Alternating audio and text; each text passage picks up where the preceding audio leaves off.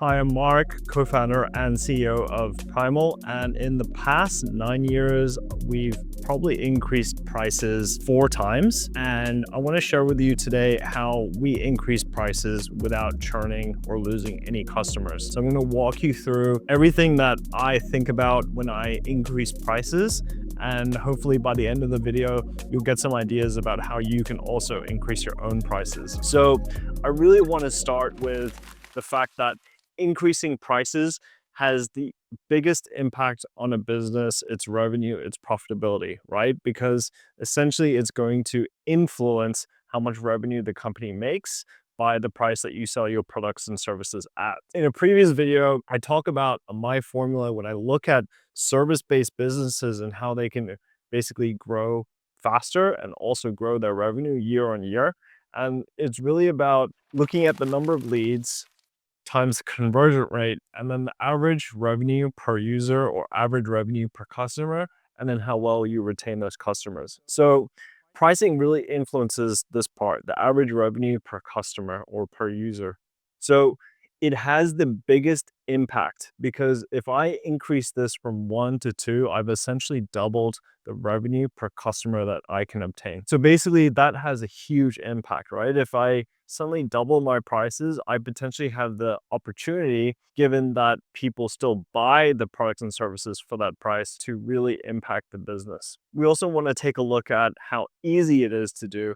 And it is one of the easiest things to change. You just change a number somewhere and it really has the possibility to really influence the business and create more profit for you. Often when I talk about prices, I really get this particular phrase, which I think is a lie. Our competitors do it. That's why we have to price ourselves at this particular rate or go lower. So it's a lie because it really distracts you away from building a better business so that you can really charge premium prices. The people who say this understand that they really struggle to differentiate themselves or communicate that differentiation. When you build a business, you want to be different to everyone else. You don't want to be the same as everyone else because then you can't command higher prices for what you do because you're not unique. So they say this because they're not differentiated. They're just like everyone else and they all have to compete on price to win project. The next part is, they suck at finding the right customers. Better customers pay more money. So they really need to spend more time trying to figure out who is the right customer, what kind of budgets do they have, are they price sensitive, are they not,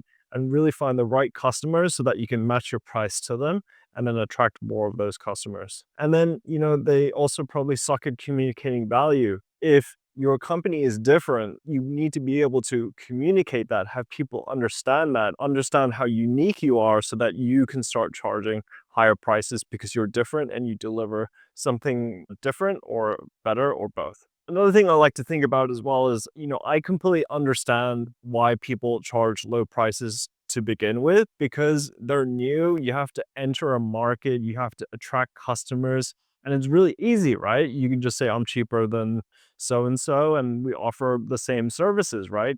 And then eventually you can grow a business to quite a substantial size just doing that, right?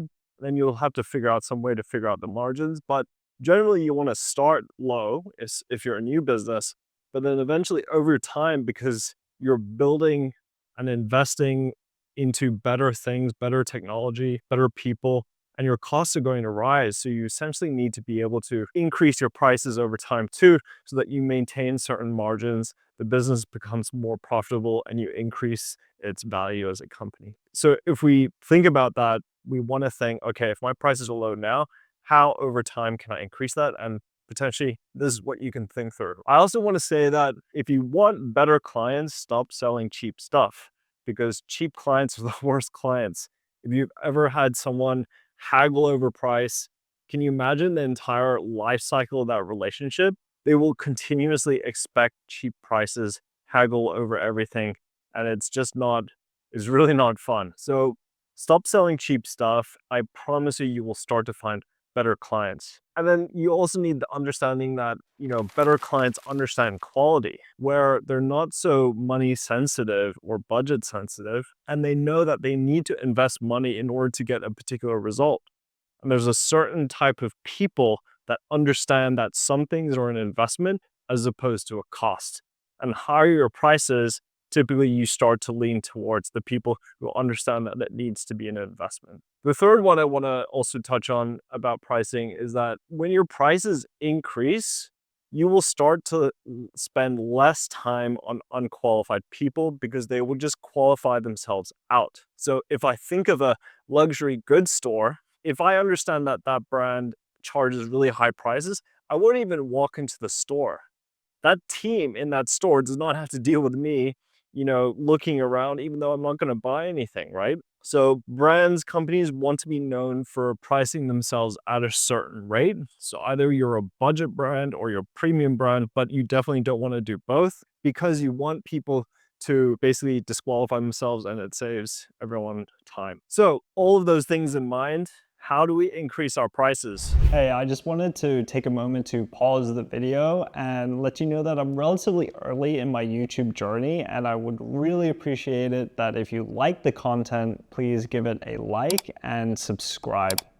All right, that's it. Back to the video. So basically we start with the Van Westendorp approach. The first question we want to ask is, at what price for our services would it be too expensive for you to even consider or buy? The second question is, how expensive would it have to be, but still get you to consider it and still want to buy it, even though it's expensive? And the third one is, at what price would our products or services be for you to think that it's a bargain and it's a completely really great decision because it's so much value for money? And then the fourth question is, at what price for our products and services would it have to be for you to think, hey, that's too cheap, the quality must be terrible? So you would survey and collect this information from your customers and you would map this out.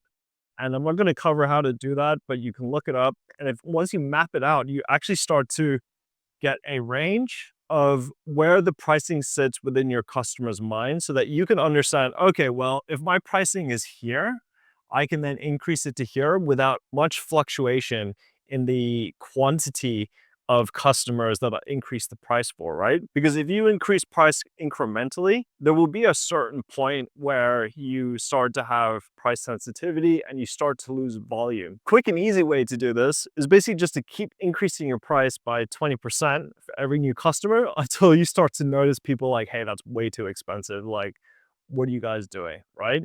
And then you can test and experiment. And the second step, once you figured out what is the right price for you, you want to create a menu. So let's just say that, I had 4 options here, 1,000, 2,000, 3,000, 5,000 for my different products. What I immediately want to do, or what we have done in the past, is we just remove all the budget options and then we shift into the new pricing structure based on the data that we collected. So we want to be able to give options, right? So option 1 might be the bargain for value. Option 2 might be the expensive but still considerate. And then you want a super premium option anyways, that it's too expensive, but people will not even consider it. But I'll tell you what, if you include it in the menu of options, sometimes you'll have customers consider it. Sometimes people just want the best possible thing that they can buy when they engage with your business. So just by having these different options and creating more of a premium menu can then start to shift people's perspective of the brand as a premium one. When you give them only 3 options that are only premium options, as we figured out, you'll start to shift customers into the new price range and you'll start to see better metrics for the business. So step 1, we figured out the pricing range. 2, we've then changed our pricing. And basically you want to do that for new customers. For new customers, you present the new pricing. For old customers, you keep the old pricing. And basically what we want to do for the existing customers is say, okay, in 6 to 12 months time, pricing is going to be increasing from X to X for this product and service. And you want to ensure that they receive that communication and it's delivered properly. What people make the mistake of trying to do is they increase prices and then they just force it upon every single customer, which is something we've done before and it just really didn't work out because everyone was just complaining about why on earth are prices increasing. But if you give people time to absorb it and think about it, it really becomes a much easier thing to implement when you're increasing prices. So the last step is really to communicate value. So this is what we've really had to do. We really had to think about what are all the reasons why our pricing is increasing. Because if our expenses are increasing, our price needs to increase too to maintain margins. There are many different things a business spends money on to improve itself, but typically you're making a lot more investment in people, in technology, in processes, in various things that really drive the value for the customer up. So if we hire better people, we invest in better technology, this end result is valuable for the customer because we're able to deliver a better service and a better result for them. So this completely justifies why we have to increase prices. And to be honest with you, if customers drop off after you do this, and they completely understand everything, especially if the value has been communicated. If we bring ourselves back to better clients, stop selling cheap stuff, better clients understand quality. If you start to churn customers because of your pricing increase after doing this, they're probably not the right customer for you or even the best customers that you want in the business. So actually, you're actually doing a cleanup of legacy clients who don't want to pay the new pricing after understanding all the value that you're now delivering for them. And then what you're going to do is actually you're going to make room for much better clients, right? Who see the pricing options, willing to pay for it, understand the value. And this essentially helps you increase the average revenue per customer for your business, therefore increasing the performance, its revenue, and profit too. So that's how we think about and approach pricing increases. And I hope some of this information shared with you today helps you out too. So thank you.